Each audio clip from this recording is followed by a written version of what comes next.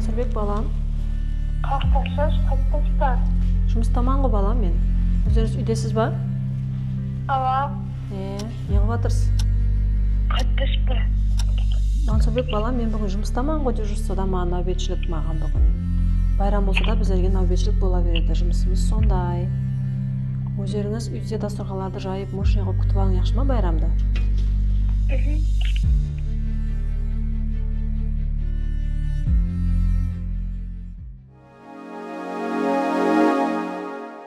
Тез жәрдем машақатлары ол жүдә көп. Енді оның ішінде мысалы ысыда ыссы демей, машақатлы қатты. Себебі жаңбыр демейсең, қар демейсең, неше болса мысалы сағат демейсең, күн бе, түн бе, сол бойынша жұмысқа кете бересің. Медицина тарауын таңдаған кәсіп иелері бұлар машақатлы кәсіптердің ішіндегі машақатлысы деп ойлаймын. Хаттегі байрам уақытларында 31 декабрь күні нәубетшілікте тұрып, сол жерде күтіп алған уақытларымыздан болған. Өзлеріміздің шаңырағымыздан бөлек сол жұмыста күтіп алуға тура келеді. Түнмі, күнмі, o'sha navbatchilik paytida qanaqa chaqiruv tushishiga qaramasdan tungi 2 bo'ladimi, 3 bo'ladimi, tongi 5 bo'ladimi, jarayonga qaralmaydi. Har doim tayyor turamiz. Xuddi nima deydi, soldatlarday tayyor turamizda. Bayramlarga to'g'ri kelib qoladi. Әсіресе сол жаңа жыл қарсаңында тұрып қалатын уақытлар ham болады. Күйеулі кайфиятта өткеруге харакет етеміз. Ілажы болса, сол тілейміз науқас келмесе деп тілейміз. Біздерге, әлбетте біздерге еш qaniki ауырмаса ешкім, сол травма алмаса ешкім. Bayram paytlari uylarga borsak, uylarda bayram qilayotganlarni ko'ramiz. Bizni ham havasimiz keladi. Lekin baribir ishga mas'uliyat degan narsa bor. Bayramlarda ham o'sha insonlarga yordam ko'rsatishga baribir mas'uliyat kuchliroq bo'ladi. Сондай уақытлар тура келеді. Шаңырақта бола алмай қаласыз. Бұл үйінде нәрестелердің дүнияға келуі, әрбір ананың аман есен, саламат перзент дүнияға келтіруінде біздер шипакерлердің минетіміз жүдә жоғары деп ойлаймын. Енді қазір 2026 жылды басылау алдында тұрмыз. Яғни байрам күні мысалы түнгі 12-нің уақытында көшеде өткізген уақытым болды. Даже 12 болайын тұрған уақытта мысалы науқас алып жатқан уақытым болды. Жолда өткізген уақытларымыздан болды. Біздерде ол ең бірінші нәубетте уақыт, мезгіл, байрам деп қарап отырылмайды. Өзім 1-2 мәрте сол 31 декабрьде осы жерде нәубетшілікте тұрып күтіп алған уақытларым болған. Менің балаларым менің нәубетшілікте қалған қалемейді. Себебі олар кім болса, мен мамасының үйінде болған, мамасының қасында бірге күтіп алғанын қалейді. Жібергісі келмейді, неге сіз тұрасыз, басқа не врач жоқ па дегенде қылып. Мәселен, мен оларға түсіндіргім келеді. Тұрмасақ болмайды, дежурствода. Мен мәселен үйде күтіп алмаған менен жұмыста кімдергедір пайдам тиіп, кімдергедір маслахатым, кімдергедір жәрдемім тисе, мінекей бұл жаңа жылды мінекей сауаппенен бастап жатырмыз. Кімгедір пайдамыз тиіп жатырыпты. Хамменің бала шағасы бар, хаммеде үйінде күтіп алғысы келеді, жылы жерде жора жолдасымен, семьясымен, шаңырағымен күтіп алғысы келеді. Бірақ дегенмен бәрібір бұл жерде де кімдір жүрісте тұру керек та, жәрдем көрсету керек, сондай жаңа экстренный случайларда сүт бермейді оны. Сіз жаңа жылды сауаптармен бастайсыз. Әлбетте, енді жаңа жылды сауаппен бастаймыз, бір жағынан жәрдем істеді. Шаңырақ ағзаларымыз 31 декабрьді күтіп алып жатыр январды. Менің перзентлерім шығып айтыр: "Мама, сіз үйге келмейсіз бе? Мен бара алмаймын, бүгін мен шипакермен, нәубетші шипакермен" деп оларға айтып жатырмын. Енді менің шаңырақ ағзаларым түсінеді, менің көбірек нәубетшілікте тұрамыз. Сол 2022 жыл сағат 12-де уже әйел туып жатырыпты. Әмме нәрсені ұмытып, сол ананы аман есен босандырып, сол перзентін дүнияға келтіруге соның қасында әрекет етесіз. Солардың хаммесіне бізде байрам, солар аман есен туса, аман есен перзентін бауырына басып қуанса, біздер ол 1 есе қуанса, біздер 10 есе қуанамыз да. Һәм біздер сол 31 күні екенін ұмытып кетеміз да. Yangi yil oilaviy bayram hisoblanadi. Bu paytda o'sha 31 kuni o'tira olmaydigan bo'lsak, 30-chisloda inshaalloh bayramni bayramday qilib, yana ishimizga yo'l olamiz. Шаңырақ ағзам, яғни әйелім менің медицина тарауында істейді. Медик болғаны үшін түсінеді менің жағдайымды. Біздер медицина шаңырақ десек болады. Менің байрам демейтінді, мысалы күні түні жүретінімді барлығын түсінеді, һәм тура қабылдайды. Перзентлерім енді олар ham тура түсінеді, олар ham мысалы келешекте қазірдің кішкентайынан олар ham шпакер боламан деп өсіп жатырыпты. Менің машақатлы жұмыста екенімді түсінеді, инсанларға пайдасы тиетін жұмыс екенін біледі, машақатлы екенін біледі. Осы мысалы 10 жыл давамында істеп отырған болсам, 3-4 мәрте 31 декабрь күнге, яғни сол жаңа жыл қарсаңында нәубетшілікке тұрған күндерім болды. Әлбетте бұл енді бір жағынан қиын деп, өзіңе жараса бір істеймін деп қойған планларың болады. Мына күнге мынандай қыламыз, мына күнге қыдырамыз, мына күн мына жерге барамыз деп планластырып отырсаң, уже графикке қойылып кеткенсең, іләж жоқ, тұру керек, уже тұрамыз. Дежурствода сол күні тұрған уақытта мысалға 31-інде байрам қарсаңында больной болмайды емес, болады. Больноймен бірге енді сол кәсібімізде түрлі қызықларым болады сол байрамның қарсаңында. Көбінесе байрамда тұрған уақытта ядымда қалатұғыны сағат 12-ге шекем тым-тырыс болып отырады. Кесе 1-2 науқас кеп қалуы мүмкін. Себебі хаме жаңа үйдің басабасында жүреді, семейный күтудің басабасында базарлық қылу, ояқ-бұяқта жүрген уақытларында. Бірақ 12-ден кейін, уже 12-1-лерден кейін науқас көбейіп кетеді ұнайды біздерде. Ең ядымда қалғаны сол.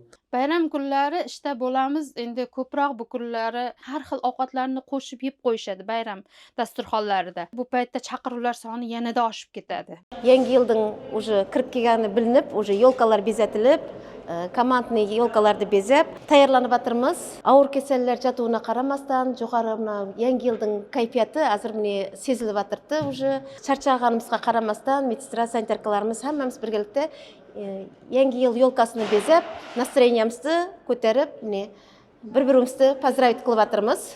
Bayram vaqtida birga nishonlaydigan odatlarimiz bo'ladi. Endi biroq bizlarda больной ekstreniy больница bo'lganimizdan keyin неотложный гинекологический kasalliklar kelib qolgan жағдайлар ham bo'lgan.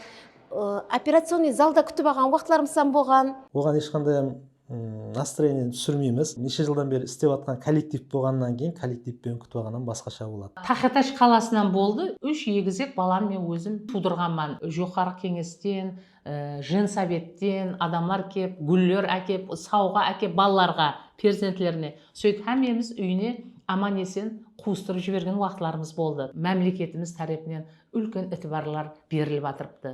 Президентіміз тарапынан қандай ана һәм балаға итибар күшлі екенінің дәлелі болып есептелінеді. Baribir hayajon bo'ladi har bir vizitda. Har bir chaqiruvda o'ylaymiz, emotsiya bo'ladi albatta. Chunki 20 yil ishlagan bilan baribir bemorga bo'lgan emotsiya o'zgarmaydi. Сол сутка davomida bizlar еш уақытта 1 minut ham тынатын уақытымыз болмайды. Біздерде еш уақытта экстреннің есігі жабылмайды десе де болады. Мен травматологпын.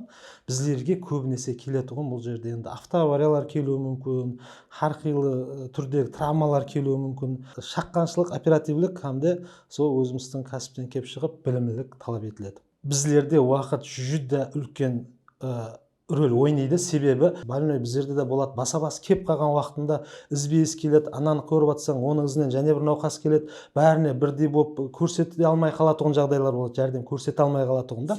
Біздерге де аңсат емес, ізбей ізлікте істеліну керек жағдайлар болып қалады. Мысалы, экстренный случай, біреу аяғын сындырып келсе, біреу қолын кесіп келеді. Мысалға, сол қолын кесіп келген қанды тоқтату бірінші нәубетте болатын болса, біз аяқ сынғанға тоқтап тұр, сен келді көреміз, қанды тоқтату олайық деген жағдайлар болады. Негатив пікірлер мен назарымда содан кейін кеп шықса керек. Халық арасында медицина сауатқандықты асыру керек ең бірінші нәубетте. Жеңіл формада безбаларға жүрген уақытымызда, мысалы ауыр хақиқи тез жәрдемге мұқтаж науқастарға кешілеу бару халатларына ұшырайды. Себебі скорый шақырмайтын жағдайларға да, мысалы скорый шақырмайтын жағдайларға сондайға шақырады. Скорый сода жүрген уақытында ауыр жағдайға, мысалы ауыр хақиқи мұқтаж науқастарға кешіп қалу жағдайы болады. Жолдың тірвентлігі, әсіресе ауыр науқасқа бірінші медициналық жәрдем көрсеткен уақытымызда даже ол жерде минутлардың өзі адам тағдырын шешеді. Сол үшін мысалы көптеген ілтимас етерін, мысалы жолдарды, мысалы тез медицина жәрдем скорый келтірген уақытында, себебі ол жерде обязательно жағдай, мысалы машинаның ішінде де мысалы первый помощь көрсетіп барамыз. Сол уақытта мысалы сирена, мигалка қосылып тұрса, ондай уақытта мысалы сразу жол беріп, минутлардың іші адам тағдырын шешіп береді да. Тез медицина жәрдемнің анық тез бару үшін мәнзіл соралады, һәм оған қосымша ориентир соралады да. Себебі ол жерде мысалы тез һәм анық бару мақсатында соралатын затлар. Себебі барған уақытта қиыншылықтар болады. Мысалы көп домларда жай нөмірлер қойылмаған, домлар дұрыс нөмірленбеген, подъездер толық нөмірленбеген. Сондай уақытта мысалы домларды қиналған уақытта сразу телефон етіп шақыру мақсатында сол жақтардың бәрі телефон адрес hamma толық алынады. Endi bizni kasbimizda unaqa negativ holatlar ham ko'p uchrab turadi. Ularni tushunishga harakat qilamiz, chunki ularni bolasi yoki onasi yoki yaqin insonlari tanasi ozorlanib turgandan keyin ular negativ qilishga harakat qilishadi, bizga bosim o'tkazishga harakat qilishadi. Endi bizni aholimizda ichida ko'p unaqa jahl qiladiganlar insonlarda tibbiy bilimi yetishmaganligidan ko'pchiligida o'tib ketadi bilan o'tirishadi, lekin oxirida ahvoli yomon bo'lib qolgandan keyin o'sha biz borgan paytda o'sha asoratiga boramizda biz. Bu yerda qanday voqealar bo'ladi? Ishi bo'ladi. Misol ishi bo'ladi. Endi balasi bo'lsin, qizi bo'lsin, u 2-3 kundan beri og'riyotgan navqas bo'lsa-da, tez yordamdan misol 5-10 minut kutib tura olmaydigan holatni hayron qolasan. Misol barding birinchi meditsinалық jardam ko'rsatib atsang, misol ko'rsatib ne atsang, o'zi tushunbasa-da, misol meditsinani ishib olib, bir qo'pol so'ylaydi, qo'l ko'tarib жағдайлар ham bo'ladi. Bo'ladi сондай жағдай. Ең бірінші navbatda chaqirgan vaqtida to'g'ri tushunsa ekan, misol bir chaqiriqdan chiqib, ikkinchi chaqiriq tushadi, ikkinchi chaqiriqdan so'yib davom etib ketaveradi. Misol tushunsa ekan deyman. Ular tibbiy bilimini oshirish kerakda.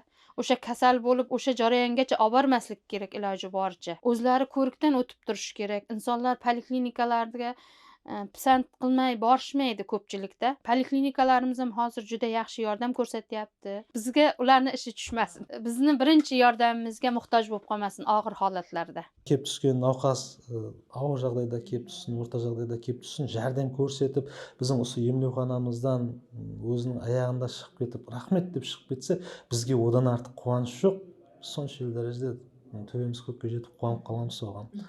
O эмоциясын әзір мен тарифлеп бере алмаймын, бірақ сондай дәрежеде қуанамыз. Уже жаңағы сонша шаршағанларды барлығын бір минутта ұмытып кетесің, уже өзіңнің жұмысыңа деген көзқарасың одан бетер жақсыланады, одан бетер кәсібіңді жақсы көріп кетесің. Құласы сол науқаслар қанша көп тәуір болған сайын біз жұмысқа деген қызығушылығымыз, жұмысқа деген бар itibarimiz екі есеге арта береді. Birinchi yordamni ko'rsatgandan keyin ijobiy holatga o'zgargandan keyin biz o'zimiz ichimizda xursand bo'lib qo'yamiz. Xudoga shukr, yaxshi bo'ldi, rahmatlar aytadi ko'p bemorlar. Sizlar kelib yaxshi bo'lib qoldim. Biz ukollarni solib, hozir yaxshi bo'lasiz, yaxshi bo'lib qolasiz. Hozir ozgina kutaylik, o'zingizga kelib qolasiz deganimizda o'zida bemorlarda ko'pchiligida ijobiy holatga o'zgarishlar bo'ladi. Chunki ular emotsionalni shunga muhtoj bo'lib turadi. Doktor nima derkan? Biz borib ularni yaxshi gap bilan gapirib, siz yaxshisiz, xavotir olmang, hozir bitta ukol qilib qo'yamiz, yaxshi bo'lib qolasiz desak, u narsa ham unga ko'p psixologik ta'sir qiladi. Magazinga kirganda endi o'zim bayqagan sebebi, misol bizda kunga misol 15-16-20 ga chaqirib qo'ygandan keyin to'g'risi navqaslar bizning yodimizda qolmaydi. Magazinda turgan vaqtimda sen kechagina uyimga kelib eding, shunday tejardim seysenbe, ava, сол vaqt ukollarni solib edim, so'dan keyin yaxshi bo'ldi, ne bo'ldi deb aytilgan vaqt bo'ldi. Har bemorga har xil individual yondashiladi. Bunda o'ylab turamiz, bu nimani chaqiruvdi tagida nima yotgan ekan. Uyga kirmasdan oldin bularni atmosferasini sezamiz. Tezroq borib, tezroq o'sha bemorni ko'rmaguncha ko'nglingiz xotirjam topmaydi. Mamlakatimiz tarafidan, ya'ni olib borilayotgan siyosatlar natijasida hozirgi vaqtda meditsina xizmatkorlari o'zlarining ustida ko'p ishlov natijasida, ya'ni men o'z bilimimni asirib qaytib uchun Koreya Respublikasida o'qishga borib keldim. Hozirgi vaqtda misol berilayotgan imkoniyatlar juda yuqori. Misol tez yordamdan solishtirsak, misol 18-20-yillarga solishtirganda hozir 25-yillarda anag'irlim misol darajada rivojlandi. Oldin rukopis yozатын bo'lsa, hozir bari elektronniy bazaga o'tdik. Misol qo'llarimiz planshet beradi, planshet bilan sol bo'yicha misol elektronniy to'ldiramiz, elektronniy hamma elektronniy formaga o'tib rivojlanmalar бар, misol toza mashinalar keldi. Bizler ne qilamiz? Bizler денсаулық сақшылары болғаннан кейін bizler айтатынымыз, bizlerге жұмысыңыз түспесін деп айтамыз негізі. Растан ham haqiqatында да бұл шын мәнісінде де ләжі болғанша bizlerге ешкімнің жұмысы түспесе. Жаңа жылда жаңа табыстар алып келсін, еліміз тыныштық болсын. Жаңа жыл һәр біріңізге мүбәрек болсын. Кіріп келе тұрған жаңа жыл һәр бір шаңыраққа берекетлі, несібелі жыл болып келсін. ешқашан біздерге жұмысыңыз түспесін, денсаулықтарыңыз бекем болсын, ешқашан ауырмаң, жаңа жылды жақсы күтіп алың. 2026 жыл бақыт келсін, тез жәрдем шипакерлері, яғни ешкімнің үйіне оларға бірінші медицина жәрдем көрсету есебінде бармағаймыз, ешкім ауырмағай. Есік қағып 2026 жылам келіп қалды. Менің тілегім, нанымыз көп болсын, суымыз дарияларымызға ағып кетсін, арал толып кетсін, ешкім ауырмасын, біздің туу үйіне келіп туатұғын әйелдеріміз аман есен туып, саламат перзентлерді дүнияға келтіріп, саламат әулетлер дүнияға келе берсін, һәмме бақытлы болсын деп тілеп қаламын.